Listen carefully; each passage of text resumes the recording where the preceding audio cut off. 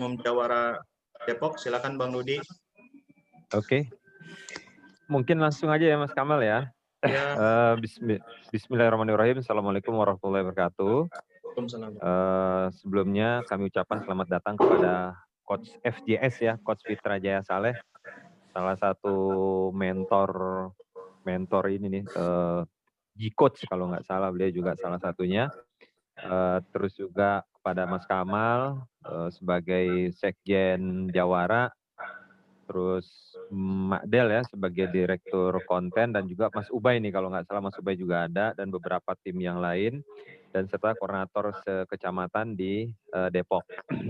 Saya hanya sedikit menjelaskan, jadi buat teman-teman semua, jadi Jawara Depok ini adalah jaringan wirausaha yang berada di Depok.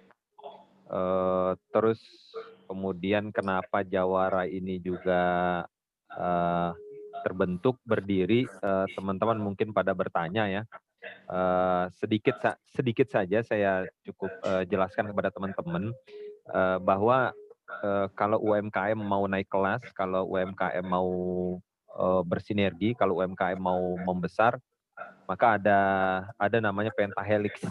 Pentahelix ini ada lima komponen yang harus bersinergi dan berkolaborasi. Kalau teman-teman sebagai pegiat UMKM, teman-teman pasti sudah pernah ya dijelaskan atau tahu. Pertama adalah birokrat, kedua adanya akademisi, ketiga adanya korporasi, perusahaan, keempat adanya komunitas, dan yang kelima adanya pendamping. Nah, anggota kita saat ini sudah ada 1.000 lebih, target kita itu kurang lebih ada 2.500 Depok. Posisi kita di mana sih? Nah, posisi kita tadi yang saya jelaskan di komunitas dan di pendamping, di nomor 4, di nomor 5. Nah, Jawara Depok ini adalah jaringan wirausaha yang pastinya juga akan menjadi fasilitator bagi teman-teman untuk men-scale up bisnis dan usahanya. Nah, pertanyaannya begini, apakah Jawara ini akan berinteraksi dengan pemerintah, berinteraksi dengan government misalkan? Saya hanya ingin katakan betul, bisa saja akan bersinergi dengan pemerintah, karena sekali lagi pada kondisi pandemik saat ini, bahwa yang punya kekuatan, yang punya resource, yang punya investasi dan sebagainya itu adalah pemerintah yang paling besar. Di lain itu ada perusahaan dan sebagainya. Nah, pertanyaannya, visi yang seperti apa yang pemerintah yang seperti apa yang diinginkan oleh Jawara? Jawara menginginkan adalah orang-orang yang memang care terhadap UMKM, care terhadap scale up UMKM.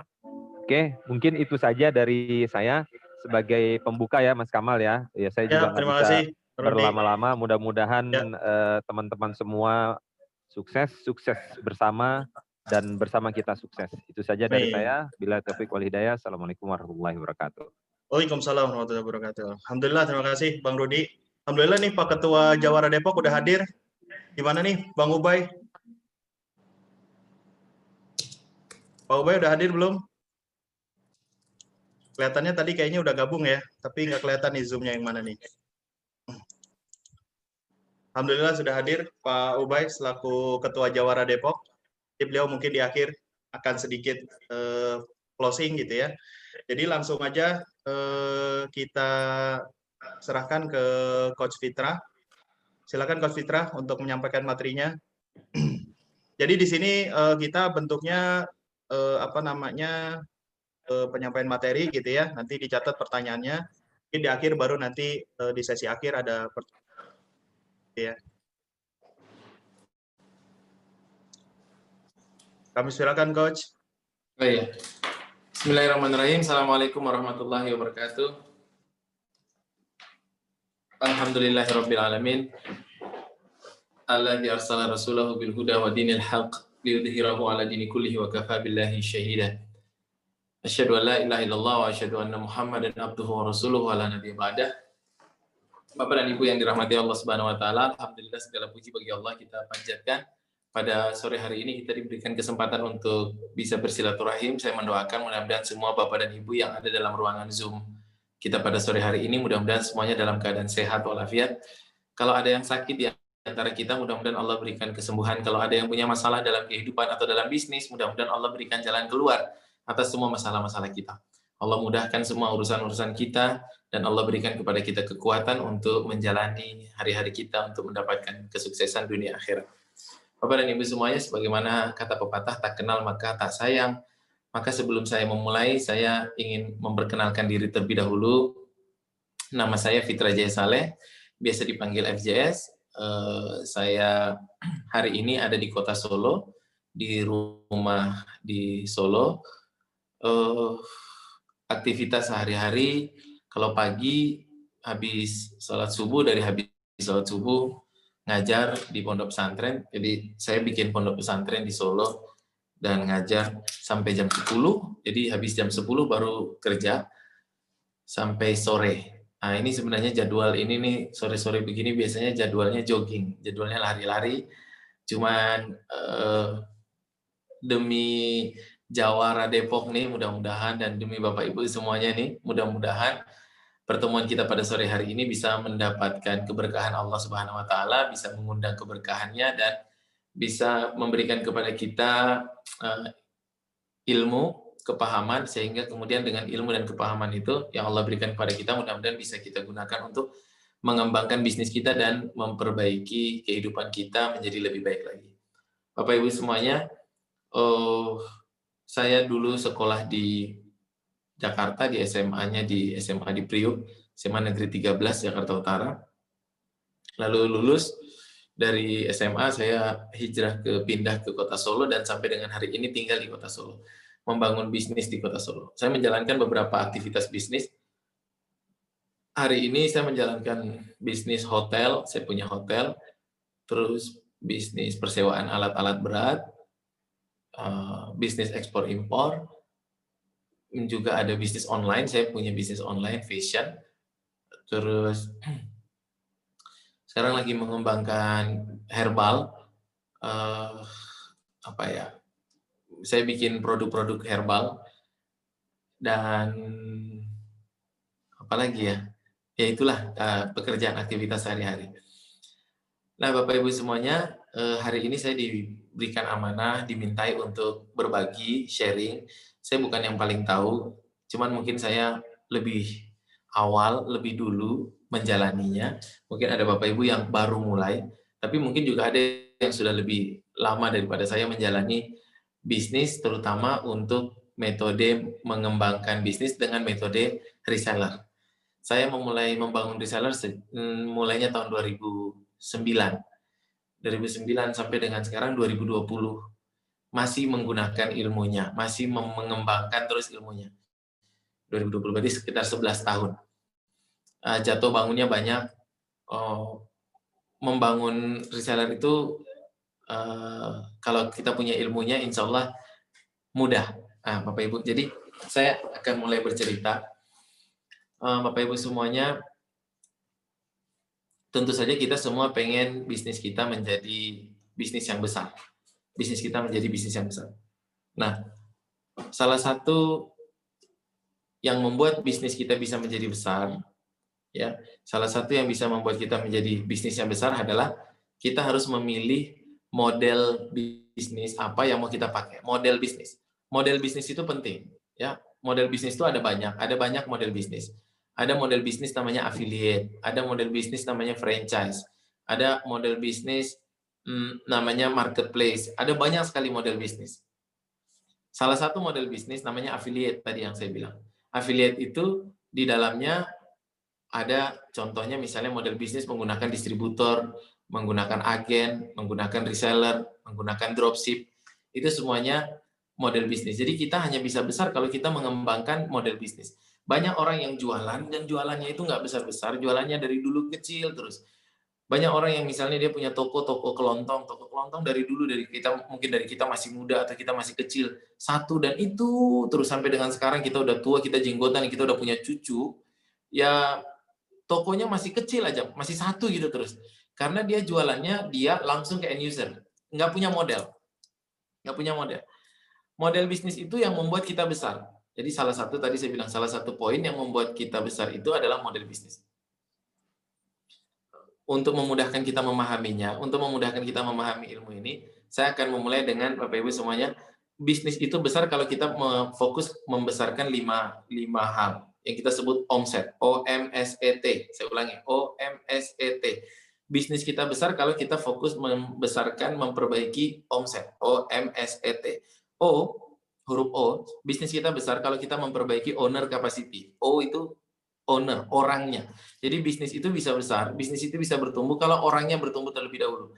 Bisnis itu bisa besar, bisnis itu bisa bertumbuh kalau orangnya diperbaiki terlebih dahulu. Kalau hari ini bisnis kita tidak bertumbuh, kalau hari ini bisnis kita begitu-begitu saja, atau kalau hari ini bisnis kita ada masalah, maka hal yang pertama harus diperbaiki adalah orangnya terlebih dahulu. Karena pada hakikatnya bisnis itu tidak berbicara tentang omset, bisnis tidak berbicara tentang laba, bisnis tidak berbicara tentang profit atau tentang loss. Bisnis itu berbicara tentang orangnya terlebih dahulu. 80% faktor keberhasilan dari sebuah bisnis, organisasi bisnis adalah orangnya atau ownernya terlebih dahulu. Perbaiki ownernya terlebih dahulu. Maka kalau ada bisnis yang tidak bertumbuh, bisnis yang begitu-begitu terus, yang sudah 3 tahun, 4 tahun, 5 tahun, 10 tahun bisnis yang begitu terus, maka bisnis itu selayaknya suntik mati saja. Ownernya. Jadi Bapak Ibu semuanya, satu-satunya yang menghambat pertumbuhan bisnis kita, huruf O, adalah ownernya. Owner yang seringkali membuat bisnis tidak bertumbuh. Maka kalau kita ingin bertumbuh bisnis kita, perbaiki huruf O, ownernya. Tadi ingat ya, OMSET, bacanya omset. O yang pertama adalah owner capacity. Bisnis tidak berbicara tentang profit dan laba dan omset dan lain sebagainya, tapi owner. Saya kasih contoh misalnya begini, anggap aja ada orang namanya Sakinah. Sakinah jualan jilbab. Jilbabnya misalnya mereknya Solimi. Sakinah menjual Solimi. Ada juga orang namanya Cahaya juga menjual jilbab brandnya Solimi. Mereka menjual jilbab yang sama, brand yang sama, harga yang sama, di kota yang sama, sama-sama kota Depok. Mereka menjual dengan harga yang sama, kepada market yang sama. Tapi pasti bisnis mereka skalanya berbeda. Pasti ada yang besar, pasti ada yang kecil. Bisa jadi mungkin Sakinah bisnisnya lebih besar, Cahaya bisnisnya lebih kecil. Padahal mereka menjual produk yang sama, brand yang sama, merek yang sama, di kota yang sama, dengan harga yang sama. Pertanyaannya adalah apa yang membuat satunya besar, satunya kecil? Bukan produknya, bukan mereknya, bukan brandnya, tapi siapa yang menjalankan bisnis itu. Itu yang menjadi kuncinya. Maka bisnis itu bisa besar kalau kita fokus pada huruf O. O yang pertama itu owner capacity, kapasitas bisnis owner. Kita tidak akan mendapatkan sesuatu lebih besar daripada kapasitas kita. Kalau kapasitas kita 10, maka kita hanya akan mendapatkan 5 atau 6 atau 7, maksimal 10. Kita tidak akan pernah mendapatkan sesuatu lebih besar daripada kapasitas kita. Baik mendapatkan ujian, maupun mendapatkan rezeki, maupun mendapatkan nikmat, tidak akan pernah kita mendapatkan lebih besar daripada kapasitas kita. Karena itu janji Allah. Allah mengatakan, la yukallifullahu nafsan illa wus'aha. Allah tidak akan memberikan kepada sesuatu kepada kita melebihi dari kemampuan kita, melebihi dari apa yang bisa kita pikul, melebihi dari apa yang bisa kita tanggung. Maka Bapak Ibu semuanya, owner capacity itu faktor yang mempengaruhi pertumbuhan bisnis nomor 1. Ingat, omset. O. Huruf kedua M, model bisnis. M, model bisnis. Model bisnis itu sangat penting. Lihat, Indomaret itu bisa besar karena dia menggunakan model bisnis namanya franchise. Jadi Indomaret kalau tidak menggunakan model bisnis franchise, Indomaret langsung jualan kepada end user, langsung jualan kepada pembeli. Maka Indomaret tidak ada bedanya dengan toko kelontong di samping rumah kita. Jadi tidak besar. Dia menjadi besar karena dia mengembangkan model bisnis yang disebut franchise. KFC juga menggunakan franchise. Atau kita bisa melihat bisnis yang besar yang lain, misalnya dengan model freemium, ada lagi nama. Jadi ada banyak model bisnis, ini huruf M, ada banyak model bisnis. Yang pertama tadi saya bilang franchise, yang kedua ada namanya freemium. Tapi saya nggak akan membahas itu satu persatu, karena itu kalau dibahas itu jadi materi itu sendiri. Panjang ceritanya. Ada model bisnis namanya freemium, di mana semuanya dikasih free terlebih dahulu. Orang boleh pakai. Nanti di tengah baru kemudian dia menjual sesuatu. Contoh yang freemium misalnya Google. Google membesarkan bisnisnya dengan freemium. Kita bisa menonton YouTube free, kita bisa menggunakan Google mencari apapun di Google free tanpa membayar. Pertanyaannya dari mana dia mendapatkan uang? Jadi dia menggunakan pintu ini sebagai free, tapi dia menggunakan pintu yang lain untuk mendapatkan uang. Itu model freemium. Jadi selalu ada model bisnis. Google, terus ada juga yang subscribe, model bisnis pakai subscribe. Misalnya Netflix, dulu ada perusahaan film paling besar namanya Blockbuster. Dia punya toko CD di mana-mana, tapi kalah oleh Netflix. Sekarang Netflix Netflix. Model bisnisnya ada subscribe, jadi berlangganan. Jadi ada banyak model bisnis. Nah, kita perlu memilih model bisnis kita seperti apa. Kalau kita jualan model bisnisnya kita, langsung posting jualan ke end user, maka kita nggak bisa besar. End. Jualan sampai nanti mendekati kiamat pun nggak bisa besar. Kalau kita langsung kepada end user. Kecuali yang kita jual itu nilainya besar. Kita jualan misalnya kita jadi reseller, tapi resellernya misalnya reseller pesawat tempur, reseller kapal selam, resellernya helikopter. Nah, itu baru bisa besar. Tapi kalau kita reseller jualan jilbab, jualan kosmetik, jualan, ini bisa besar. Kalau langsung ke end user. Maka kita harus memilih model bisnis. Nah, salah satu model bisnis yang mau kita bicarakan hari ini, salah satu model bisnisnya itu affiliate. Affiliate itu berarti kita membangun afiliasi, kita membangun orang-orang yang berpihak kepada kita, orang-orang atau pihak-pihak yang membantu kita untuk jualan. Affiliate itu bisa menggunakan sistem distributor, bisa menggunakan sistem dropship, bisa menggunakan sistem reseller, atau bisa menggunakan sistem keagenan. Dan banyak perusahaan-perusahaan yang besar dengan sistem-sistem ini. Misalnya affiliate, misalnya yang keagenan, misalnya contohnya keagenan, misalnya yang pakai agen, misalnya JNE menggunakan agen. Dia menawarkan kepada orang untuk menjadi agen. Atau misalnya yang pakai dropship misalnya punyanya Alona punyanya si Rico Huang. Dia menggunakan dropship model bisnisnya. Atau yang menggunakan pakai reseller, banyak yang menggunakan reseller, dan hari ini kita akan bicara tentang reseller.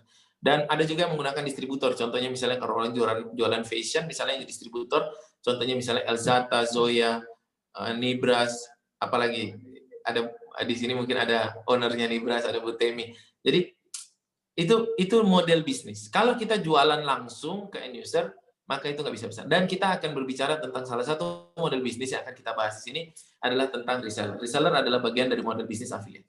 Nah, kenapa kita harus menggunakan reseller? Satu, tadi kita berbicara omset, baru O sama M ya.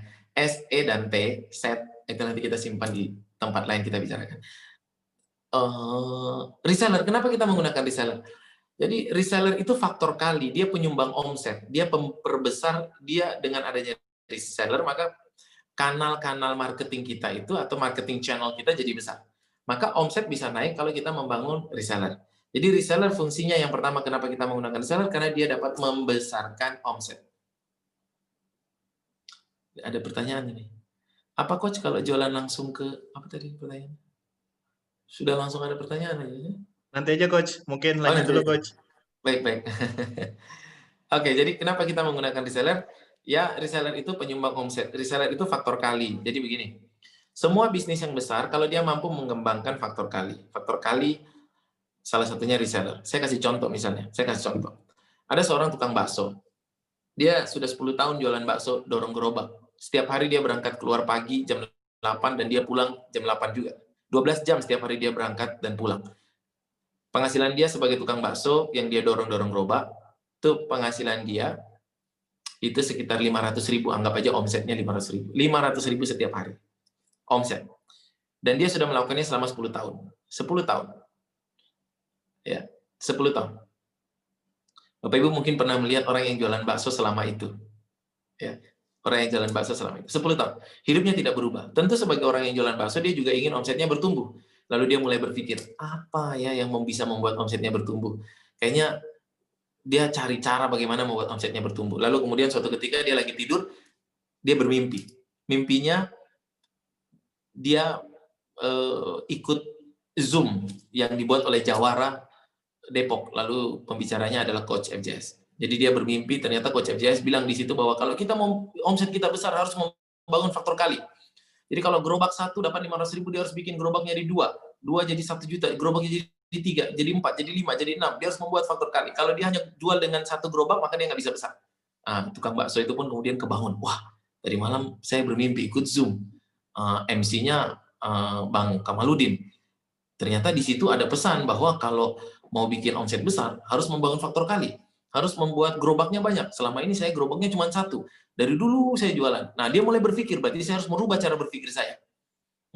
Berpikirnya tidak boleh lagi jualan langsung, tapi saya harus mulai fokus membangun faktor kali. Akhirnya dia mulai kumpulin uang dari hasil dia jualan. kumpulin uang. Bulan pertama, bulan kedua, bulan ketiga, uangnya cukup untuk beli gerobak kedua. Akhirnya dia cari orang untuk membawa gerobak keduanya, sehingga penghasilan dia sekarang dari gerobak pertama 500, dari gerobak kedua 500 setiap hari. Dia kumpulkan uang lagi, dia paksa untuk mencapai gerobak ketiga, dan akhirnya dia punya gerobak ketiga di bulan ke-6. Akhirnya dia punya penghasilan 500, 500, 500. Akhirnya dia kumpulkan lagi, dia perbesar lagi faktor kalinya. Dalam waktu, singkat cerita, dalam waktu tertentu, mungkin 1 tahun, atau 2 tahun, atau 3 tahun, dia punya gerobak sudah jadi 100. Akhirnya, dia sudah punya gerobak 100, dan setiap gerobak menghasilkan rata-rata 500.000. Akhirnya dia mendapatkan 500.000 kali 100 gerobak. Akhirnya dia punya faktor kali. Akhirnya dia punya omset banyak. 50 juta setiap hari. 50. Cerita mudahnya seperti itu, cerita mudahnya. Walaupun dalam kenyataannya, itu ada gerobak yang ditangkap oleh Satpol PP, ada gerobaknya yang dibawa lari oleh karyawannya, ada gerobak yang ditabrak oleh orang, ada gerobaknya yang dicuri, ada gerobaknya, banyak cerita sedihnya. Tapi singkat ceritanya, tiba-tiba dia sudah punya 100 gerobak. Membangun faktor kali. Semua orang yang mau sukses pasti ada kendala, tapi kalau kita mikir nanti apa bisa, nanti kendalanya, nanti kalau dibawa lari gerobaknya sama orang dan lain sebagainya gimana. Kalau kita selalu mikir negatif-negatif, ya kita nggak bisa besar. Maka berpikir positif. Akhirnya dia punya gerobak 100. Dengan segala macam tantangan dan segala macam kendala dan segala macam masalah, dia bisa hadapi. Akhirnya dia punya 100 gerobak. 100 gerobak, 500.000 rupiah setiap hari. Maka 50 juta setiap hari. Artinya bahwa setiap kita hanya bisa besar kalau kita bisa mengembangkan faktor kali. Faktor kali bagi tukang bakso adalah gerobak. Faktor kali bagi tukang ojek adalah motor. Itulah mengapa Gojek menjadi perusahaan ojek paling besar di dunia. Karena dia punya motor, dia punya sumber daya motor yang paling banyak. Dia punya aset motor yang paling banyak. Walaupun aset itu bukan punya dia, tapi dia bisa menggunakannya. Jadi aset itu definisi sesuatu yang kita kuasai atau kita miliki, kuasai atau miliki. Jadi tidak harus miliki juga. Kalau kita bisa kuasai tapi tidak harus dimiliki, itu juga disebut aset. Yang bisa mendatangkan uang kepada kita di masa depan, itu disebut aset. Jadi Gojek itu punya aset banyak sekali, motornya banyak sekali. Walaupun tidak dia miliki, tapi bisa dia kuasai. Nah, Bapak dan Ibu semuanya, bagi tukang ojek, motor adalah faktor kali. Bagi tukang bakso, gerobak adalah faktor kali. Bagi tukang kelontong, toko kelontong, warung kelontong, warung adalah faktor kali. Bagi orang yang jualan, salah satunya, kalau bagi orang yang jualan, salah satunya, faktor kali bisa jadi reseller. Pertanyaannya adalah, apa faktor kali yang Bapak Ibu punya? Kalau Bapak Ibu tidak punya faktor kali, jualannya langsung, saya sebagai penjual, langsung jual kepada pembeli, tanpa dibantu oleh banyak faktor kali, maka kita nggak bisa besar. Maka kita perlu fokus membangun model bisnis. Kalau misalnya salon kecantikan, faktor kalinya apa? Misalnya kayak punya Bu Ibad mana? Seperti punya Bu Ibad. Itu faktor kalinya adalah salon. Atau kalau nggak mau bikin salon, ya udah bikin produknya. Produknya nanti baru dibangun resellernya. Intinya harus ada faktor kali, atau harus ada model bisnis yang bisa membuat bisnis itu menjadi besar. Jadi bisnis itu membesar atau tidak, salah satu faktornya adalah model bisnisnya seperti apa. Nah, Bu Ibad hadir coach. Jadi faktor model bisnis itu penting. Kita mau membesarkan bisnis kita, model bisnis seperti apa.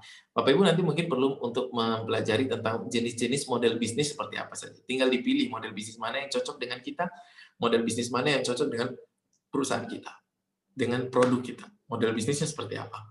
Nah, intinya jangan jualan langsung kita ke pembeli. Langsung itu direct kita berat. Nggak besar-besar. Orderan paling ya 5, 10. Dapat 50 orderan atau 100 orderan sehari, ya mungkin itu dapat, tapi sebulan sekali atau setahun sekali pas lebaran. Kalau penjahit faktor kalinya apa? Pertanyaannya bagus. Kalau penjahit faktor kalinya apa? Ada tenaga penjahit. Saya ulangi, kalau penjahit faktor kalinya adalah tenaga penjahit. Nah, selalu pasti ada faktor kali. Selalu pasti ada faktor kali. Oke. Sekarang kita lanjut. Bagaimana mengembangkan faktor kali reseller? Nah, tadi keuntungannya reseller itu bisa membuat produk kita omsetnya naik. Keuntungan yang kedua, dengan punya reseller, kita bisa membranding produk kita.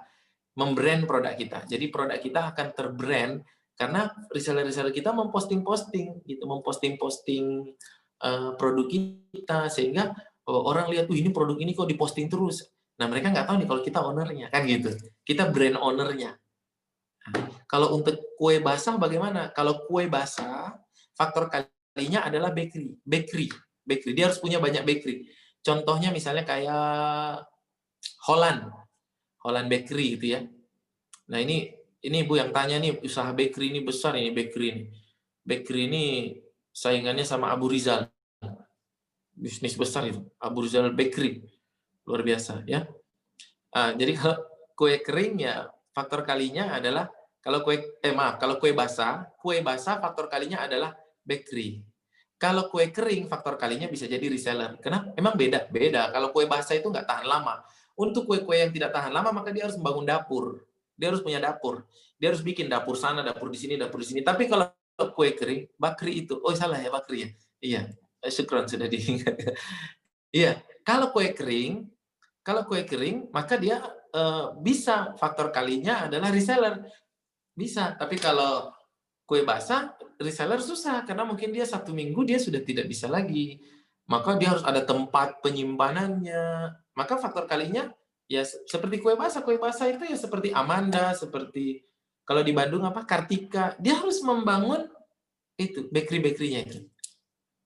Ini banyak pertanyaan. Jadi intinya kita harus mencari faktor kali dan fokusnya membangun faktor kali. Lihat ya, perbedaannya pengusaha dengan sales. Sales itu fokus jualan, pengusaha fokus membangun faktor kali.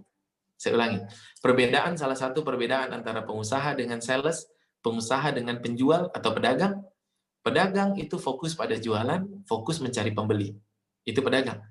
Kalau pengusaha, fokus mencari mitra untuk membangun faktor kali. Catat.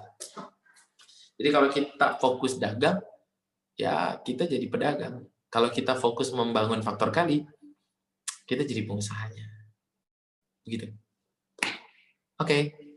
Nah, jadi manfaat yang kedua kita membangun reseller adalah brand kita dikenal. Kita nggak perlu harus sendirian. Kalau kita jualan sendirian, nggak bisa, orang nggak kenal. Kita punya toko, orang nggak kenal. Jadi harus membangun reseller salah satunya untuk membantu brand kita bisa naik. Yang ketiga, keuntungan kita membangun faktor kali adalah keuntungan yang ketiga dari kita membangun reseller adalah cutting cost market atau cutting market cost, memotong biaya marketing. Kenapa memotong biaya marketing? Karena kalau kita menggunakan reseller, menggunakan seperti MLM itu, coba Bapak Ibu lihat MLM. MLM itu hampir tidak ada iklan.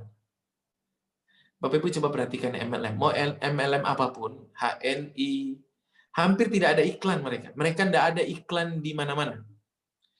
Apa coba? MLM itu iklan mana? Di TV ada enggak? Enggak ada di TV. Iklan produknya di mana coba? Lihat, MLM itu enggak ada iklan produknya. Kenapa? Karena mereka nggak perlu ngeluarin biaya iklan. Karena iklan mereka akan disampaikan oleh para reseller atau para member.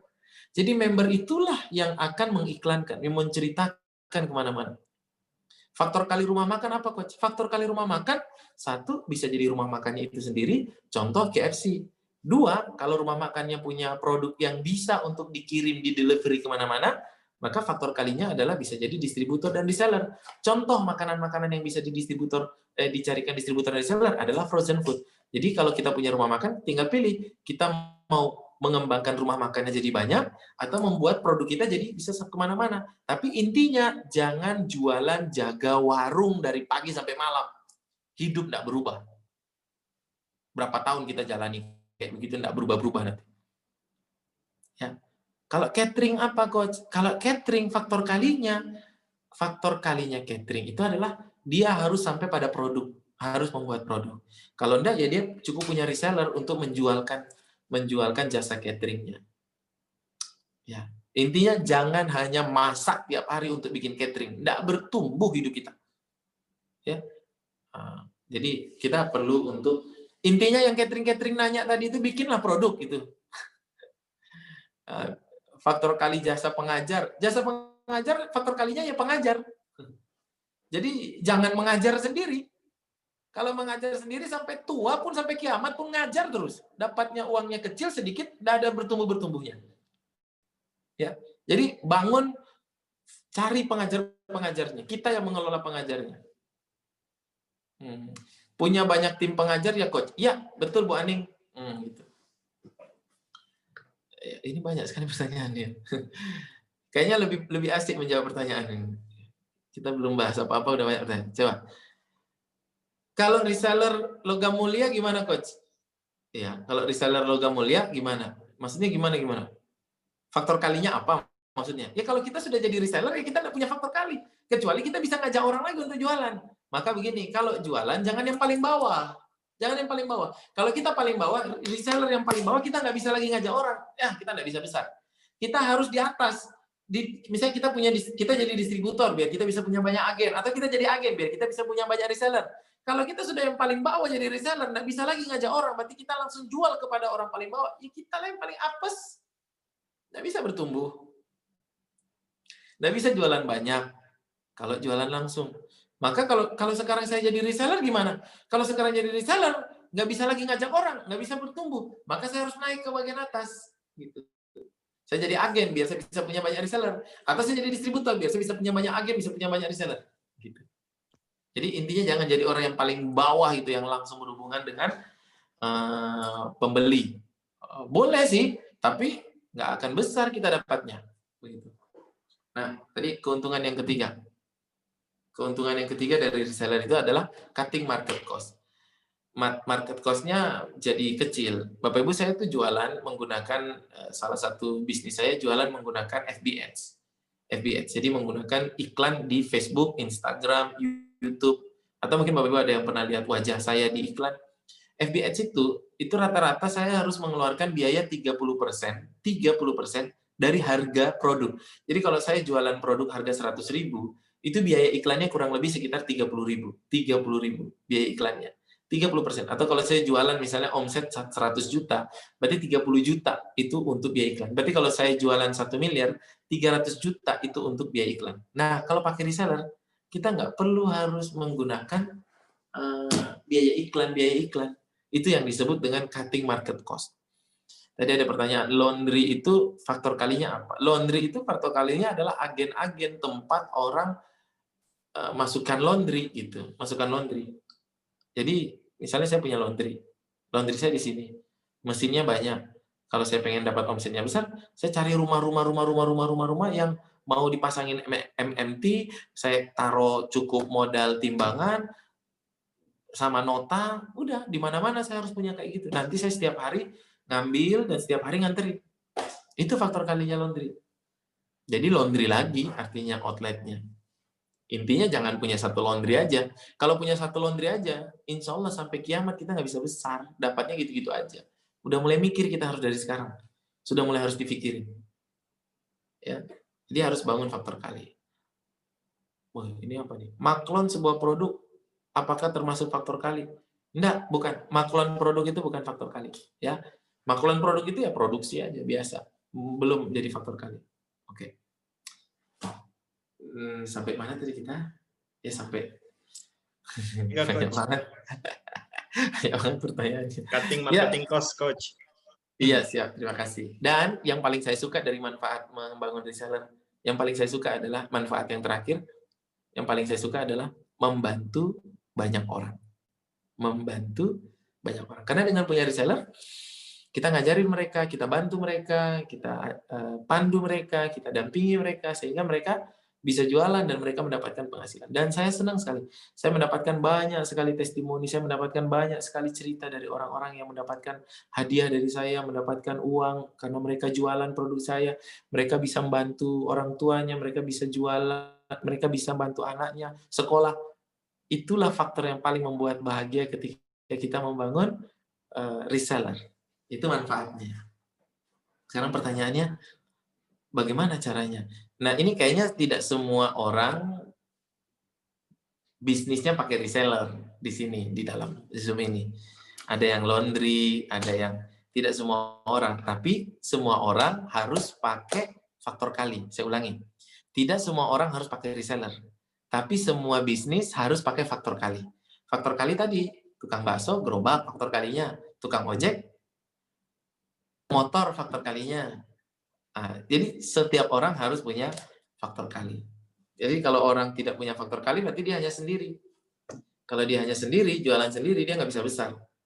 Misalnya dia jadi guru, dia jasa mengajar. Dia mengajar sendirian, pakai tubuhnya, pakai fisik. Kalau dia datang, dapat uang. Kalau nggak datang, nggak dapat uang. Pertanyaannya adalah mau sampai kapan kayak begitu. Dan manfaatnya jadi sedikit karena dia ngajar cuma satu orang. Tapi kalau dia bisa membangun seperti ruang guru atau bisa dia menciptakan banyak sekali tenaga pengajar, menghubungkan antara tenaga pengajar dan para murid, oh itu luar biasa. Maka faktor kalinya ruang guru adalah para pengajar.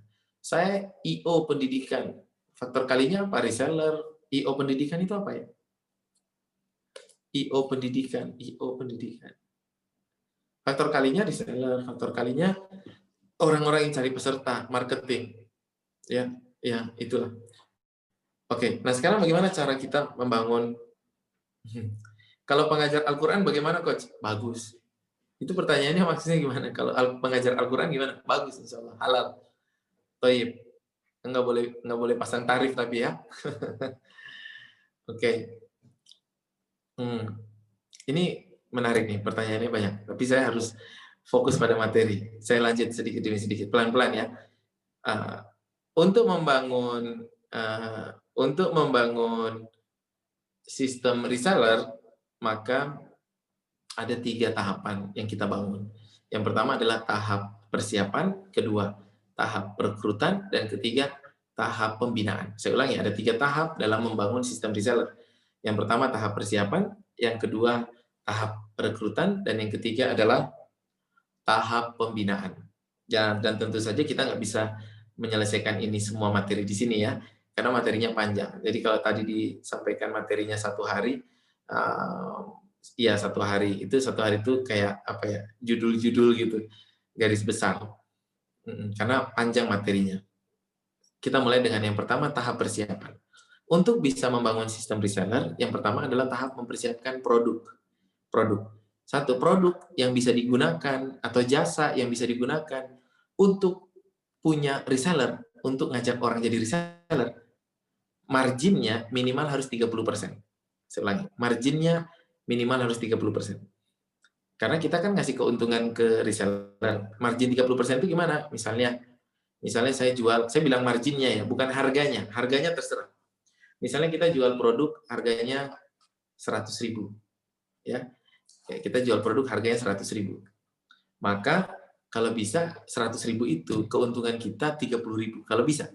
Kalau keuntungan kita 30.000, baru kita bisa ngajak orang untuk ikut jualan. Nanti orang yang ikut jualan kita kasih 20.000-nya, kita yang 10.000. Atau orang yang ikut jualan kasih 15.000, kita yang 15.000. 30.000. Kurang lebih 30.000 minimal. Jadi kalau kita punya produk, marginnya hanya 5%. Susah buat kita ngasih orang jadi reseller. Kita jual misalnya produk 100.000. Terus keuntungannya 5.000 perak, 5%, 5.000 perak. Terus kita mau ngasih orang berapa? Apakah orang itu tertarik dengan tawaran kita ngasih dia 5.000 atau kasih dia 3.000, 2.500 kita bagi 2? Kan nggak tertarik. Orang juga milih kan, ada produk-produk lain yang nawarin jadi reseller. Jadi kalau kita menawarkan margin yang tidak menarik, orang juga tidak mau ikut. Maka produk atau jasa yang bisa untuk dijadikan sistem reseller, yang pertama adalah yang marginnya kurang lebih minimal 30%. Kita kasih 20% ke reseller, kita yang 10%. Atau kita kasih 15%, kita juga 15%. Nah, kalau di bawah 30% menjadi tidak menarik. Maka Bapak Ibu, mau cari faktor kali, mau cari reseller, hitung dulu margin kita tuh berapa. Ada nggak 30%? Marginnya bukan harga. Kalau misalnya kita jual harga barang harganya 1.000. Margin kita 300 perak. Apakah kita bisa berbagi dengan orang? Bisa, nggak apa-apa. Tapi pakainya volume. Jadi besar gitu. Maksudnya sekali beli harus 10, sekali beli harus 20, sekali beli 30. Walaupun keuntungan kita 300, kita berbagi. Reseller 200, kita 100. Tapi sekali beli 100 pieces. Maka 200 rupiah keuntungan bagi reseller, tapi dikali 100 pieces. Nah, 100 pieces kita jualan apa? Misalnya pensil atau apa buku misalnya, keuntungan cuma 200 perak. Tapi harus ada minimal pembelian. Jadi misalnya tadi 100 pieces, keuntungannya adalah 200 rupiah. Berarti 200 rupiah kali 100 pieces, ya sekitar 20.000. Mainnya di volume. Intinya produk yang kita bisa untuk jadikan reseller harus 30%. 30%. Karena apa? Karena ada produk-produk lain yang juga menawarkan kepada mereka. Jadi mereka ini pun milih mau jualan yang mana. Kalau kita menawarkan margin yang sangat tipis, bisa jadi mereka nggak mau. Yang kedua, persiapannya adalah mempersiapkan tadi yang pertama produk, yang kedua mempersiapkan namanya apa ya? Namanya hot button, mempersiapkan hot button. Nah, apa itu hot button? Hot button itu adalah alasan kenapa orang bergabung. Jadi bisnis kita ketika kita menawarkan kepada orang menjadi agen, menjadi jaringan, menjadi reseller kita harus menyiapkan apa alasan kenapa orang bergabung. Coba lihat ya, alasan orang untuk bergabung jadi reseller atau jadi agen atau jadi jaringan kita itu alasannya banyak. Satu, apakah karena mereka pengen belajar ilmu bisnis? Pertanyaannya, kita kasih nggak ilmu bisnisnya? Karena ada hot button, orang jadi reseller karena di situ diajarin.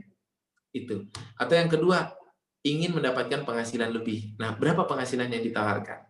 Jadi hot button ini harus disiapkan. Semakin banyak hot button, semakin banyak alasan kenapa orang harus ikut dalam jaringan kita, itu semakin bagus. Nah, itu harus kita persiapkan. Yang ketiga, apakah bisnis kita itu memberikan waktu luang? Yang keempat, apakah dapat diskon khusus bagi member? Yang kelima, apakah ada komunitasnya yang positif, yang mendukung orang untuk bertumbuh? Yang keenam, apakah bisa membantu tercapai cita-citanya? Misalnya bayar hutang, bebas riba, bisa umroh. Nah, itu alasan-alasan beberapa alasan kenapa orang ikut dalam sebuah jaringan. Pertanyaannya adalah, apakah alasan-alasan itu ada dalam penawaran kita kepada orang agar mereka mau menjadi reseller? Kalau misalnya kita nggak punya penawaran itu, komisinya kecil, tidak bisa umroh, tidak bisa haji kalau dengan jualan bersama kita, tidak bisa bayar hutang, tidak dapat ilmu, tidak ada komunitasnya, tidak ada pertambahan apa-apa, orang bingung. Ini kenapa saya harus ikut bisnis dengan maka kita perlu menyiapkan. Saya kasih contoh, misalnya teman-teman HNI itu bagus banget. Teman-teman HNI misalnya mereka punya hot button 1 hijrah. Dengan menggunakan produk HNI, orang hijrah dari produk-produk yang ini kepada produk yang itu. 1. Contohnya misalnya hot buttonnya di Eco Racing tuh hot buttonnya adalah lunas hutang, riba, anti riba, lunas dari riba. Jadi orang mau ikut itu karena ada ajakan supaya bebas riba. Nah, hot button kita apa? Carilah sebanyak-banyak. Semakin banyak alasan yang kita miliki untuk menarik orang bergabung dengan kita, semakin bagus. Itu yang kedua, persiapan. Dan yang ketiga, mempersiapkan namanya marketing plan. Marketing plan itu adalah semacam, kalau MLM itu kayak buku gitu ya. Kamu masuk, daftarnya begini, caranya begini, nanti kamu masuk di bagian ini.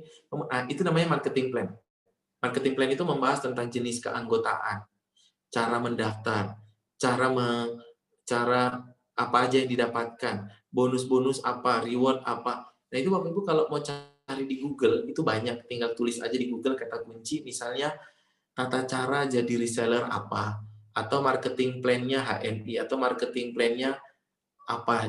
Cari aja, nanti dapat, lalu kita modifikasi, ambil yang sesuai dengan kita, buang yang tidak sesuai dengan kita, lalu pakai itu untuk menjual. Nah, ketika kita mencari reseller, sebenarnya yang kita jual itu bukan produk. Ketika kita mencari reseller, sebenarnya yang kita jual adalah marketing plan-nya. Sebenarnya yang kita jual adalah peluang bisnisnya. Sebenarnya yang kita jual adalah peluang untuk bertumbuhnya, peluang untuk dapat uangnya. Jadi produk itu ditawarkan kepada end user, tapi kepada reseller yang kita tawarkan adalah marketing plan. Produk kita ada 2, marketing plan ditawarkan kepada reseller, produk ditawarkan kepada end user. Produk harus bagus. supaya end user mau beli dari reseller. Tapi untuk mengajak orang jadi reseller, produk kita bukan produknya. Yang kita tawarkan bukan produknya. Yang kita tawarkan adalah model kerjasamanya. Apa saja yang akan dia dapatkan. Apa saja yang akan diperoleh. Itu semuanya namanya marketing plan. Kalau Bapak Ibu tidak tahu marketing plan, tulis di Google. Google itu cari apa aja ada. Kunci rumah kita hilang. Cari di Google. Tulis, di mana kunci rumah saya. Insya Allah itu ada jawabannya. Walaupun jawabannya nggak benar, tapi dia selalu punya jawaban. Nah, jadi kalau mau cari tentang marketing plan, tinggal tulis aja di Google. Marketing plan. Nanti akan keluar contohnya. Kalau sudah ada contohnya, tinggal modifikasi. ATM. Amati, tiru, modifikasi. Sederhana. Itu persiapan ketiga. Persiapan produk, persiapan hot button, persiapan marketing plan. Itu tahap persiapan. Nah, kalau sudah punya itu 3, baru kita ngajak orang. Namanya tahap perekrutan. Tahap yang kedua, tahap perekrutan. Tahap perekrutan. Jadi kita baru merekrut, nawarin ke orang. Setiap hari ngajak orang, setiap hari ngajak orang, setiap hari ngajak orang. Itu tahap merekrut. Kalau sudah merekrut, baru kemudian tahap ketiga, namanya tahap membina.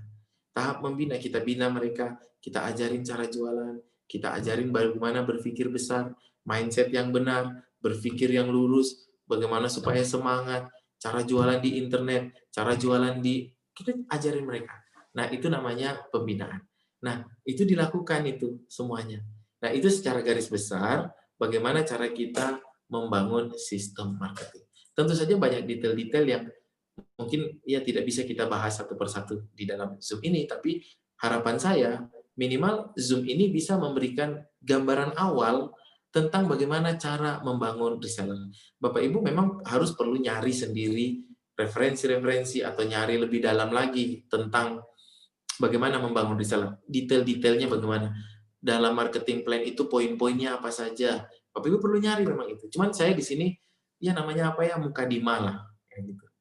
Mukadimah atau awalan untuk memberi Bapak Ibu semacam gambaran tentang kenapa kita harus membangun faktor kali. Salah satunya reseller. Bagi orang yang tidak bisa membangun faktor kali, maka bisnisnya tidak akan pernah bisa besar. Bapak Ibu pernah lihat orang yang, maaf, dorong gerobak dari kita masih muda sampai kita udah tua kayak gini dan dia masih tetap dorong gerobak? Kita nggak pengen seperti itu, nggak pengen berakhir hidup kita seperti itu. Karena apa? Karena ya kita pengen berubah, kita pengen bertumbuh. Kalau kita pengen bertumbuh, ya maka tentu saja kita harus membangun salah satunya faktor kali. Mindset kita harus dirubah. Kalau kita tidak merubah mindset, tidak merubah cara berpikir, tidak merubah ilmu, maka kita akan berakhir tetap pada posisi yang sama. Oke, Bapak Ibu semuanya, saya kira mungkin itu diskusi awal ya. Kayaknya enak kalau kita tanya jawab. Diskusi ya, Coach ya. Banyak sekali pertanyaan itu kayaknya. Oke, boleh dipandu pertanyaannya, Mas Kamal. Baik, terima kasih Coach Fitra, luar biasa ya dari membangun tim reseller. Jadi memang tinggal nanti kita memang tergantung kitanya gitu ya. Jadi tadi sudah diberikan mukadimahnya. Ya ada tahap persiapan, rekrutmen sampai pembinaan ya. Nah itu seperti apa? Memang tidak bisa dijelaskan dalam Zoom ini. Tidak bisa paham. Oke, sesi selanjutnya pertanyaan. Kita pertanyaan bisa bisa lewat chat atau Bapak Ibu bisa langsung unmute aja jika mau bertanya. Silakan. Atau tadi saya sudah rangkum, Coach, pertanyaannya, Coach. Boleh dibacain satu persatu yang belum dijawab. Ya, jadi ini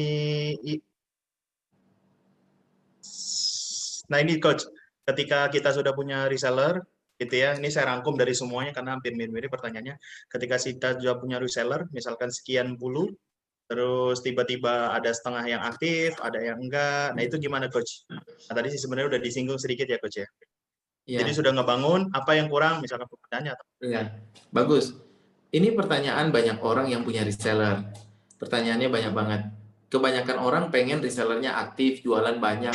Tapi orang yang punya reseller itu nggak pernah ngajarin, nggak pernah nongol, nggak pernah memberikan semangat, nggak pernah memberikan hadiah-hadiah. tapi pengen resellernya itu aktif. Jadi cuman diam aja. Setiap hari di setiap hari di grup WA cuman diposting produknya aja tiap hari. Nggak ada edukasi, nggak ada rutinitas untuk mengajarkan. Nah, ini yang terjadi pada kebanyakan orang yang punya reseller. Jadi banyak orang punya reseller tidak mengajarkan, tidak menuntun, tapi menuntut. Nggak bisa. Maka untuk itu, bagi Bapak Ibu yang sudah punya reseller, perlu untuk mempelajari bagaimana tahap ketiga, membina reseller. Membina reseller itu tahapannya panjang. Panjang sekali. Kalau saya pas, kita nggak selesai bisa sampai besok. Tahapannya panjang. Mulai dari kita punya database, bagaimana cara membuat database, terus mengedukasi, apa saja materi-materi edukasinya, terus bagaimana mengukur kinerjanya reseller, bagaimana membuat acara-acara untuk reseller, bikin hadiah-hadiah untuk reseller, bikin program-program untuk reseller. Itu panjang ceritanya.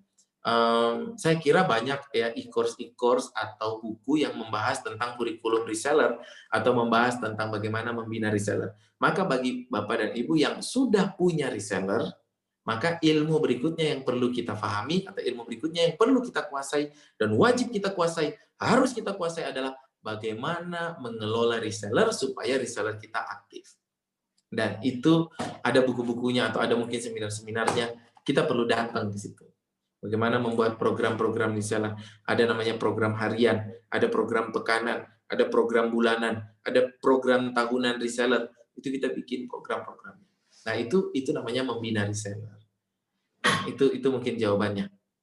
Ya, ketika sudah ada, karena tadi akan ada tahap ini ya, persiapan, terus ada perekrutan sampai pembinaan, berarti yang sudah ada berarti tinggal pembinaannya diasah ya Coach ya? Betul. Karena kalau tidak dibina akan mental-mental juga ya, rekrut Iya, masuk. kalau tidak dibina, tidak diajak komunikasi, maka reseller-reseller kita akan diajak komunikasi oleh produk lain. Nah, jadi kalau tidak diajak ngobrol, kalau tidak dididik, maka mereka akan dididik oleh yang lain. Maka Bapak Ibu yang punya reseller, segera dididik, segera diedukasi sebelum saya ambil alih reseller Bapak Ibu. Semuanya jadi reseller saya. Gitu kira-kira. Ini Coach Peter ada yang nanya juga Coach. Ini sebenarnya ini ya Coach ya, jadi ada reseller yang minta ganti brand dari Bu Sophia. Jadi minta pendapat Coach, gimana kalau calon reseller minta ganti nama brand kita, artinya dia mau jual barang kita tapi mau pakai merek dia sendiri. Oh itu lebih ke maklon kali ya? Ya maklon, boleh. Tinggal dia mau bayar di depan, atau kalau dia nggak mau bayar di depan, bikin perjanjian, dia mau ditarget berapa satu bulan. Dia harus bisa memenuhi satu bulan harus jual berapa. Biasanya begitu. Ya. Nah ini Coach, saya tadi rangkum ada beberapa ya Coach ya. Jadi merhatiin kalau yang produk kering kan bisa dijadikan reseller. Nah tapi kan ada beberapa teman-teman ini yang punya produknya itu produk basah. Ini kayak pertanyaannya Bu Kitia Sif ya. Jadi ada bubur, terus tadi ada apa namanya jus, cepat basi gitu ya, cepat. Maka ini itu ada jawabannya umur lah ya, bikin, ada waktunya. Nah itu gimana Coach? Faktor kalinya apa ya Coach kalau itu Coach? Tadi saya sudah jawab, dia harus bikin bakery atau dia harus bikin dapur di lokasi-lokasi baru, itu faktor kalinya. Iya, berarti termasuk kayak ini ya Coach ya, body tadi itu ya, body mobil gitu ya. Berarti faktor kalinya adalah dapur ya. Bengkel berarti faktor kalinya dia harus bikin tempat. Jadi misalnya bubur itu misalnya bubur bayi ya. Bubur bayi itu bisa lah misalnya dia masak di satu tempat, lalu dia punya toko saja tempat jualan di beberapa. Tapi itu hanya dekat aja, jaraknya dekat.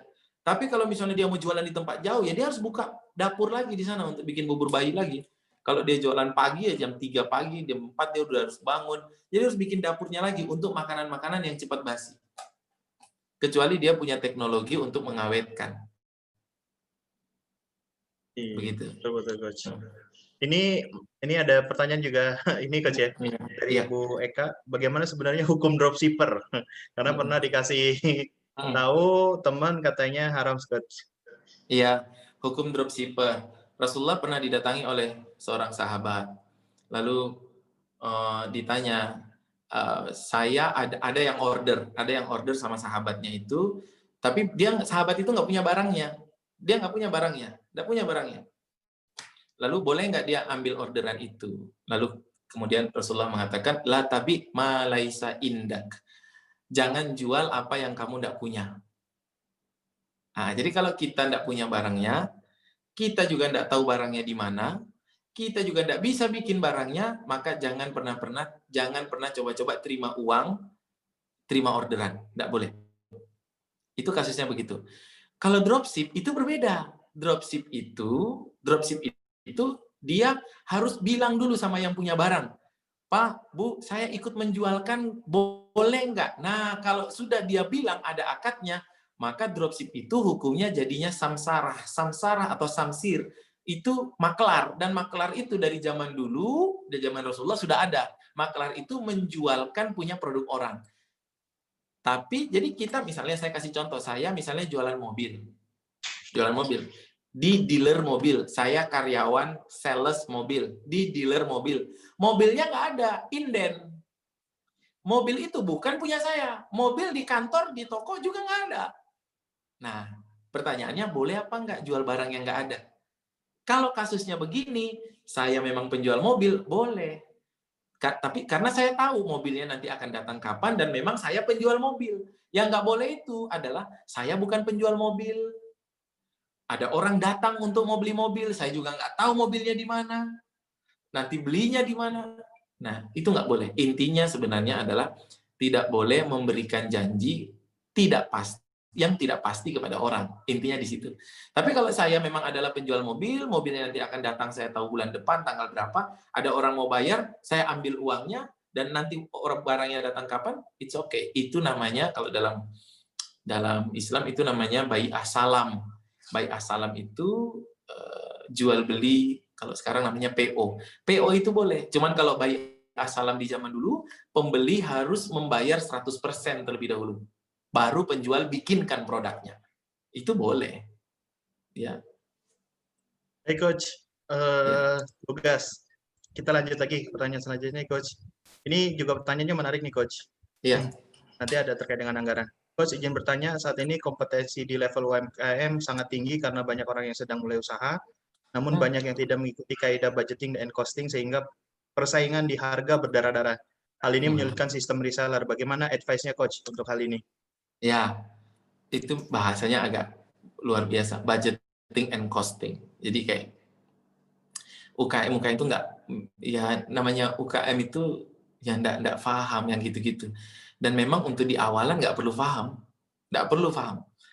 Ilmu bisnis itu dimulai dengan, kalau kita baru mulai bisnis, UKM, UMKM, atau mikro UKM, hal yang pertama harus kita pelajari dan kita kuasai adalah cara jualan. Udah, nggak usah mikir cara ngitung, nggak usah. Cara jualan aja dulu.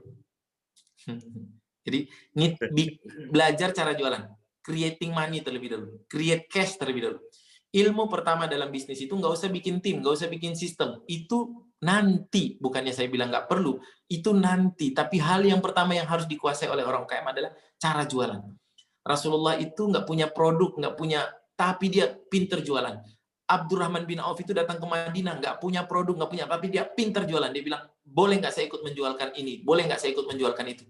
Jadi jualan terlebih dahulu. Kalau sudah bisa bikin jualan, kalau sudah bisa menghasilkan omset, kalau sudah bisa menghasilkan profit, baru kita ngomong ini hitungannya bagaimana, ini bangun tim bagaimana, ini bikin sistem bagaimana, itu nanti. Jadi jangan mikirin bikin sistem, jualan aja belum bisa dapat omset, mikirin bikin sistem.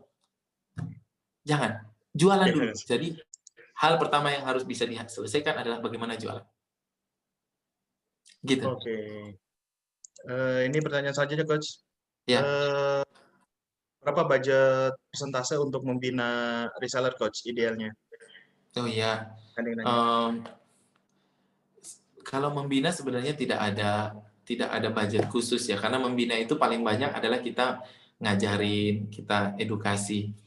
Yang budget khusus itu sebenarnya bukan membinanya, tapi marketing. Budget marketing untuk mengaktifkan reseller. Kita ngasih hadiah-hadiah, kita bikin event-event, kita bikin acara-acara kumpul-kumpul. Jadi dia masuk ke dalam budget marketing. Budget marketing, kalau ditanya itu berapa persen, beragam. Ada yang 10% dari omset, ada 10% dari omset. Ada yang juga hanya 1% dari omset. Tapi semuanya perusahaan besar itu selalu punya budget untuk marketing. Sedangkan perusahaan kecil tidak punya budget untuk marketing. Jadi itu kira-kira dirasa-rasa budgetnya berapa yang kita mampu. Ya ada yang 1%, ada yang 2%. 2%, ada 3%. Karena tidak ada aturan baku harus berapa persen, itu tidak ada. Masing-masing perusahaan itu beda-beda. Tapi semua perusahaan besar punya budget untuk marketing, mengembangkan pasar. Yang tidak punya biasanya yang perusahaan-perusahaan yang tidak besar. Gitu. Siap. Kita jawab ya, Bu Lina ya. Ini ada yang nanya ini ada yang nanya Coach, bagaimana cara Ya. merekrut reseller? Tapi nanti itu dijawab di akhir aja Coach ya. Bagaimana cara merekrut? Maksudnya kita kan belum punya reseller nih, cara rekrutnya gimana? Tapi itu di akhir aja. Nah ini ada yang tanya Coach. Jadi udah punya reseller, jika agen dan reseller saya justru perang harga satu sama lain, apa sikap kita kok? Oh Coach, iya, sebagai presiden. itu sebagai pemilik produk harus membuat aturan yang jelas. Karena yang nanti rugi adalah yang pemilik produk itu. Jadi harus dibuat aturan, harus dipikir. Jadi mereka berperang itu sebenarnya yang tanggung jawab adalah pemilik produknya. Itu pemilik produknya yang bikin berperang. Harus diatur aturannya, lalu ditegakkan aturannya. Begitu. Maka harus dibuat aturannya. Iya. Jadi Karena kalau enggak nanti pemilik produknya yang rugi nanti. Betul. Karena ini ya Coach ya, saya kalau udah punya reseller banyak ya. Iya, betul. Jadi Berarti harus diatur. berarti dropshipper aman ya kalau sistem member seperti MLM gimana Coach? Wah ini ya. Monggo Coach Peter mau dijawab, monggo enggak juga nggak apa-apa. Ya, MLM tidak ada. Yang pertama kita perlu memahami dulu bahwa tidak ada dalil baik Quran, hadis sahih maupun hadis palsu yang mengatakan misalnya MLM itu haram. Fikuli MLM haram, semua MLM itu haram. Tidak ada. Yang membuat MLM haram itu satu, kita harus melihat apakah di dalam MLM itu ada yang haram, apakah produknya yang dijual zatnya ada yang haram, atau produknya riba, atau apa produknya. Yang kedua dilihat akadnya, yang ketiga dilihat prosesnya. Jadi janganlah kita ini semua MLM itu dianggap haram. Tidak. Siapa? Mana dalilnya MLM itu haram? Tidak ada. MLM itu jadi haram atau tidak jadi haram tergantung prosesnya. Jadi MLM itu kayak dengan warung makan, restoran sama. Restoran itu ada haram, restoran itu ada juga yang nggak haram. Restoran itu haram kalau jualannya babi, restoran itu nggak haram kalau jualannya ayam goreng. Misalnya, sama MLM itu bisa jadi haram, bisa jadi tidak haram. Nah, kita ini kebanyakan trauma MLM. Seakan-akan semua MLM itu haram. Memang ada MLM haram, memang betul. Sama seperti ada restoran haram. Sama seperti ada warung makan haram, sama. Nah, maka yang harus kita lihat apakah haram atau tidak, dilihat apakah ada yang melanggar. Apa sih yang tidak boleh? Sebenarnya dalam fikih muamalah itu simple, sederhana. Yang nggak boleh itu sedikit. Semua itu boleh. Karena kaidahnya begitu, kaidah muamalah. Jadi semua dalam muamalah itu ibahah. Semua dalam muamalah itu boleh, kecuali yang ada larangannya. Fikuli muamalah ibahah. Semua dalam muamalah itu boleh, kecuali yang ada larangannya. Nah, larangannya itu sedikit kok, nggak banyak. 1, riba. 2, haram. 3, maisir. 4, horor. Gitu ya. Horor itu ketidakjelasan. Maisir itu judi, spekulasi. Hanya itu aja kok. Selama itu semua nggak ada, mau di MLM, mau di restoran, mau di mana-mana, maka itu dibolehkan. Terus gimana dong sikap kita? Sikap kita sederhana. Sikap kita kalau mau lihat MLM, lihat aja dia punya dewan syariah atau tidak. Ada nggak dewan syariah, orang yang pakar syariah, yang sudah melebelin itu halal. Atau dia sudah punya fatwa dari MUI tentang kehalalan. Kalau sudah, ya udah kita nggak usah berdebat. Ada yang bilang haram, ada yang bilang halal. Itu selalu ada perbedaan pendapat. Tinggal hati kita nyamannya mana. Kalau hati kita nggak nyaman, kayaknya nih nggak bener, ya udah nggak usah diikutin. Gitu. Tapi kalau sudah ada yang bilang halal, kita nggak mungkin bisa menyatukan semua pendapat ulama sama terhadap sesuatu, itu nggak bisa. Nanti ada ulama yang bilang ini halal, ada ulama yang bilang ini haram. Kalau kita selama ada yang sudah bilang halal dan itu ulamanya benar, yaudah kita ikutin aja. Insya Allah kalau ternyata itu haram. Yang dosa itu yang fatwanya itu, kita mah ada dosa, kita mah tinggal ngikutin aja. Nah, itulah beratnya jadi ulama. Kalau dia berfatwa, dia tanggung jawab sampai di akhirat. Maka ya saran saya kalau mau ikut MLM, lihat dia sudah ada belum sertifikasi halal. Itu paling bagus dari MUI. Siap. Ya, jawab ya Bu. Ini Ini karena waktu sampai 17.30, jadi saya bacain aja biarnya rata. Kalau yang sudah Ya. apa namanya yang sudah dipertanyakan di sebelumnya, saya nggak akan bacakan. Jadi ini ada lagi coach, kita satu-satu. Ini juga menyapa ya Bu Sari Asmara Cimang, DCHNI Cimanggis. Cuma menyapa. Terus ada Bu Yami Fauzia, strategi pembagian stok ke agen gimana coach untuk yang punya brand muslim, brand fashion muslimah. Strategi pembagian stok itu gimana maksudnya? Dibagi-bagi atau gimana sih? Nah, Saya ini kurang paham. kita ini ya Mungkin nanti Bu Muslimah bisa di ini ya. tolong dijelaskan. Nah, ini coach ada lagi dari Bu Vio Ayu. Jadi kalau sistem reseller kalau sudah brandnya sudah terkenal kan lebih mudah untuk rekrut reseller ya coach. Nah, bagaimana kalau brandnya itu baru, terus apa namanya, apa yang membuat menarik mencari reseller coach? Oh, itu yang tadi saya bilang di hot button itu. Hot buttonnya harus ada. Jadi hot buttonnya apa? Misalnya ada orang terkenal. Misalnya brandnya belum terkenal, tapi ada orang terkenal di situ yang menjadi ambasador. Contoh, misalnya kue-kue artis. Misalnya ada misalnya BL itu kosmetik yang yang dipush oleh Dewa Eka Prayoga. Itu jadi terkenal. Jadi kalau brandnya belum terbangun, bisa kok kita membangun brandnya dengan ngehook kepada orang-orang yang sudah terkenal. Jadi kita minta bantuan orang terkenal untuk menjadi ambasadornya. Itu cara yang paling simple. Jadi supaya orang mau ya banyak endorse-nya. Sekarang kan ada ya TikTok, Instagram. Gunakan TikTok, gunakan Instagram untuk itu. Ya, yang joget-jogetnya nggak usah, tapi gunakan untuk mengendorse. Gitu kira-kira. Baik coach, ini Bu Sari tadi udah dijawab ya. Berapa persen kami ambil VNet dari produksi? Kalau just tip gimana coach?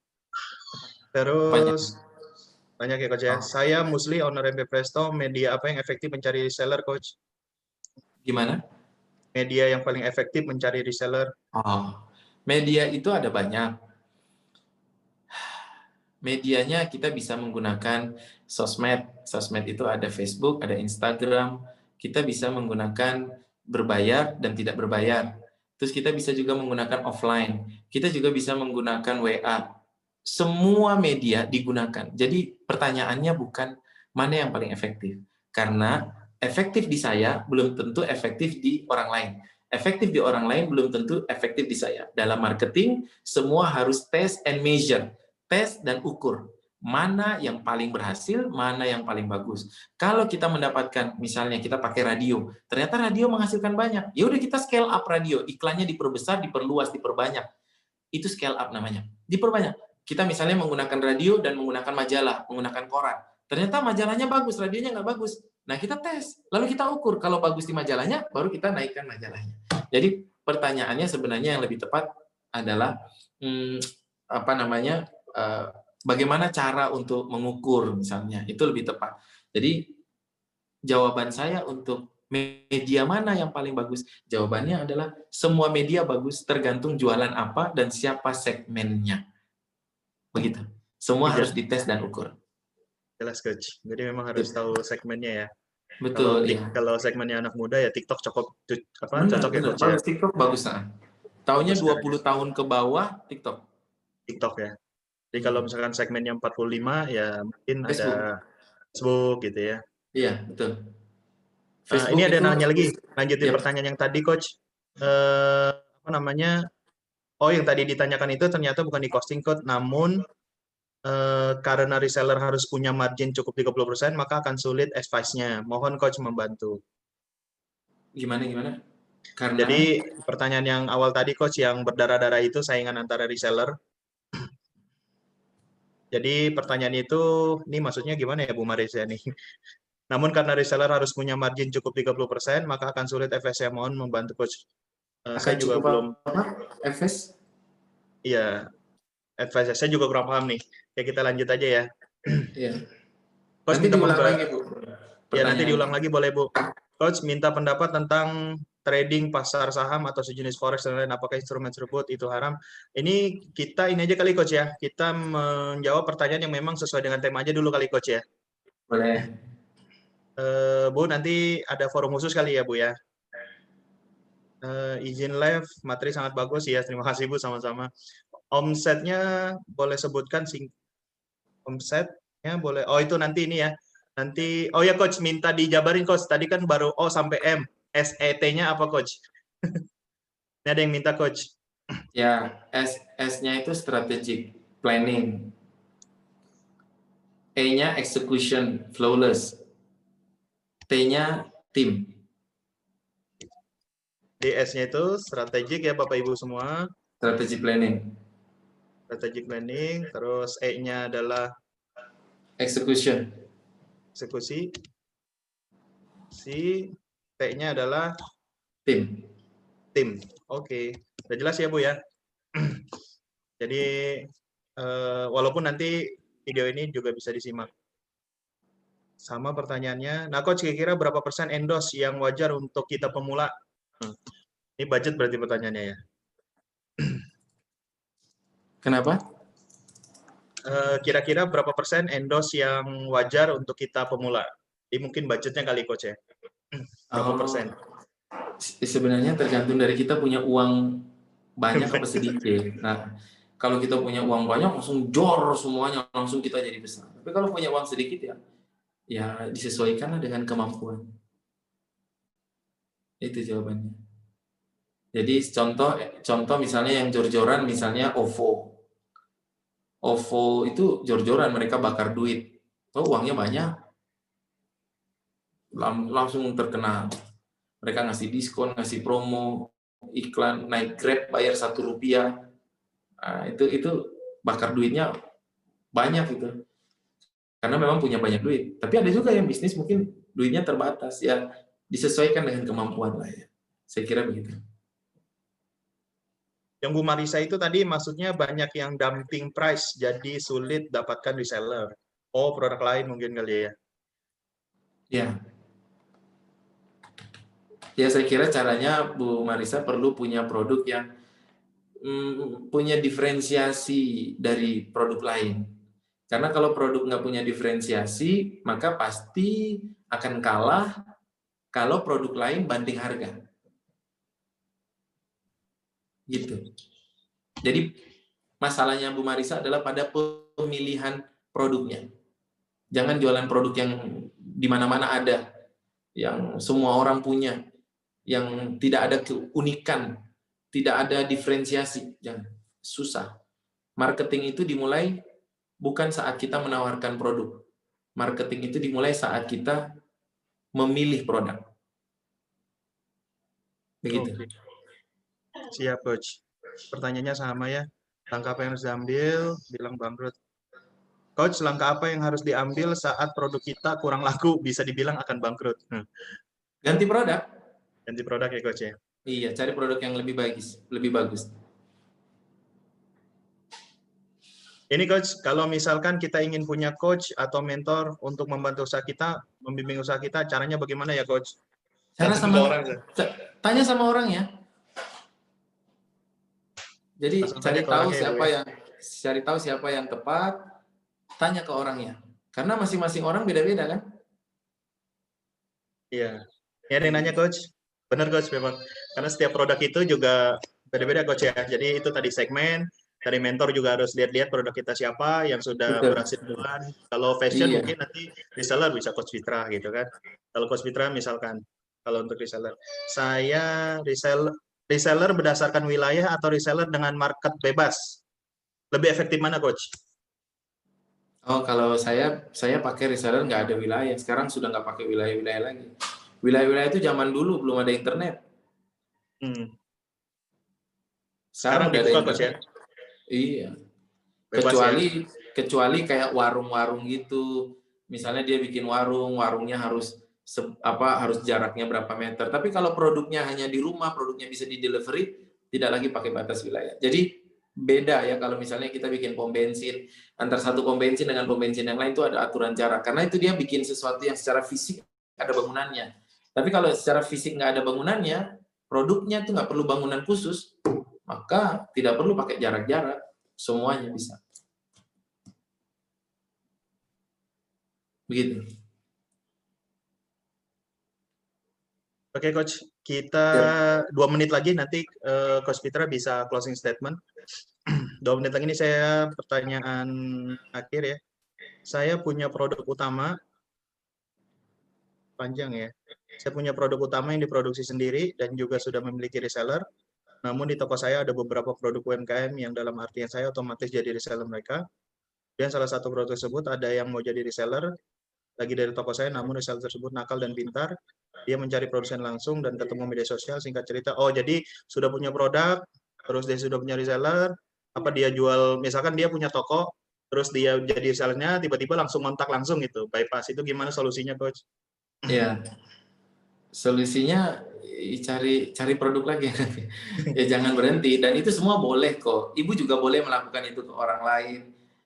Saya kira itu tidak menyalahi apapun. Dia nyari.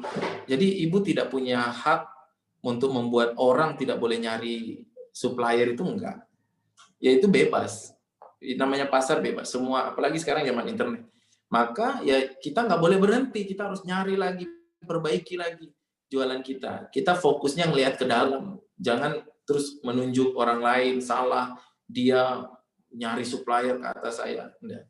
Itu nggak ada hubungannya bisnis kayak begitu. Kita nggak boleh baper, nggak boleh bawa perasaan. Harus mulai mikir gimana caranya biar kita bisa jadi lebih baik. Kadang-kadang Allah itu membuat hati kita sakit supaya otak kita mulai mikir. Nah, Siap. gitu.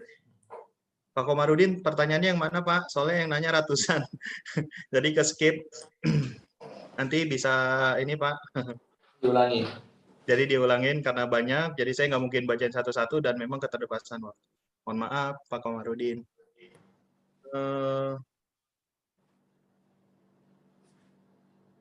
Oke, Coach. Mungkin kalau ini pertanyaan juga masih banyak ya. Jadi kita karena keterbatasan waktu, karena mau juga sholat azan maghrib, sebentar lagi karena maghrib itu kan 17.40-an kalau nggak salah ya. Iya, Mungkin betul. terakhir Bapak Ibu semua pertanyaannya, mungkin kita juga ya mudah-mudahan nanti ada sesi selanjutnya kali Coach ya, kalau Coach Fitra ada waktu ya. Boleh, insyaallah. Jadi luar biasa Coach Fitra ini, waktunya padat luar biasa. Jadi alhamdulillah beliau bisa menemani kita semua. Oke Coach, terakhir ini ada juga nih, alhamdulillah 2 kali nanya dibaca terus rezeki. Dibacain mungkin pas mata saya ngelihat kali Coach ya. Jadi saya bacain, yang nggak dibacain Bapak Ibu semua, saya mohon maaf karena keterbatasan waktu. Jadi nanti ya insya Allah nanti Jawara mudah-mudahan ada event lagi karena memang kita fokus nanti sampai Desember ini event luar biasa. Nah terakhir Coach mungkin bisa closing statement. Iya, Bapak Ibu saya doakan mudah-mudahan Bapak Ibu semuanya bisnisnya bertumbuh, berkembang, menjadi orang-orang yang sukses insya Allah dalam bisnis. Pesan saya terakhir bahwa bisnis itu fokus pada pengembangan orang.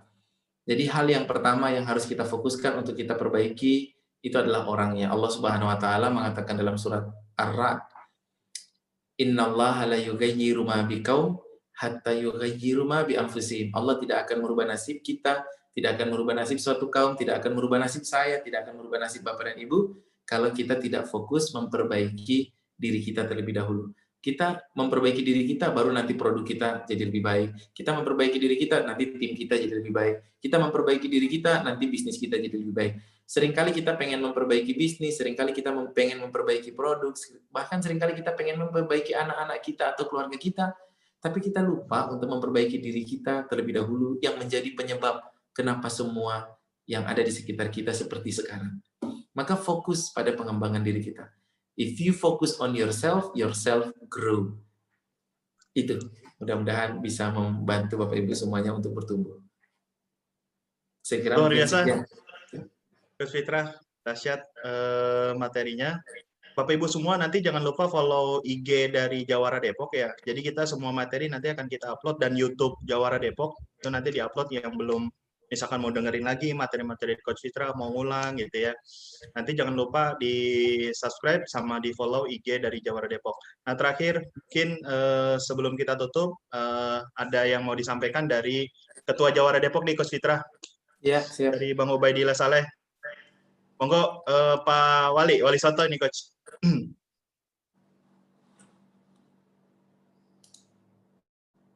Di unmute aja, Pak Ubay.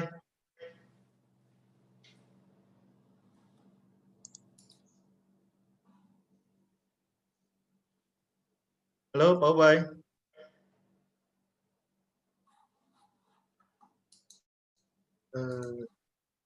Admin mungkin bisa dibantu. Ya. Udah. Oke. Ya, terima kasih Coach Fitra. Materinya luar biasa. Saya lagi di jalan ya. Tapi dari awal sampai akhir saya pantau terus. Dan peserta luar biasa, 300-an belum yang di YouTube. Kita streaming online juga langsung ya. Live streaming via YouTube. Jadi luar biasa. Jadi teman-teman semua, alhamdulillah ini event kita yang luar biasa.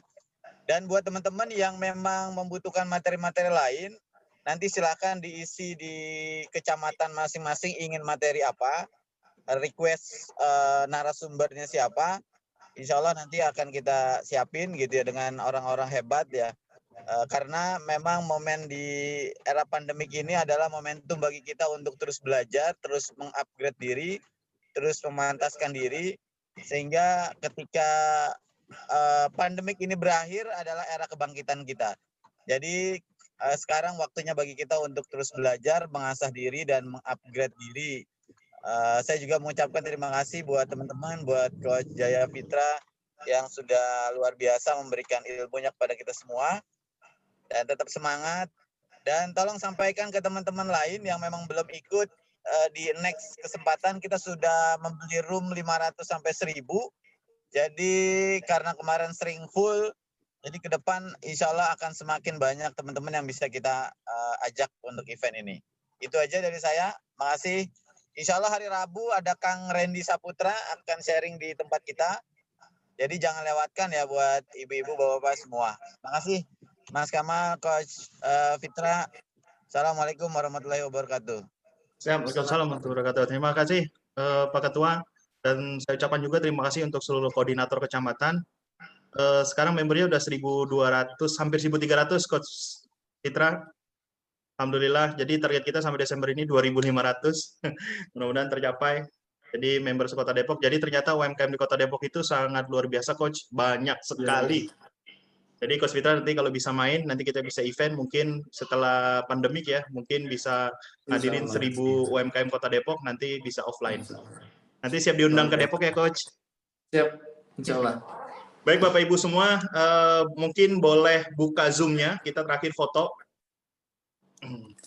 Zoom videonya mungkin boleh dibuka. Oke, kita cukup satu kali aja ya fotonya ya. Oke, terima kasih Coach Fitra, Bapak Ibu semua, dengan yang tadi saya sampaikan ya, jadi yang kurang nanti bisa di YouTube, bisa di IG, yang masih kurang puas nanti bisa hubungi koordinator setiap kecamatan, karena memang nanti Jawara Depok ini basis pelatihannya itu per kelurahan, Coach. Jadi nanti kita per kelurahan, karena per kelurahan itu kita lihat juga mungkin bisa sampai ratusan juga UMKM. Jadi luar biasa pergerakan UMKM ini di Depok ya. Jadi teman-teman silakan bergabung, karena memang kita nanti informasi-informasi yang akan kita bagikan itu melalui kecamatan dan kelurahan. Baik, kita tutup dengan lafaz hamdalah. Rabbil alamin. Silakan Bapak Ibu semua yang mau live, kita ucapkan terima kasih ke Coach Fitra. Terima kasih Coach Fitra sudah hadir di Jawara Depok.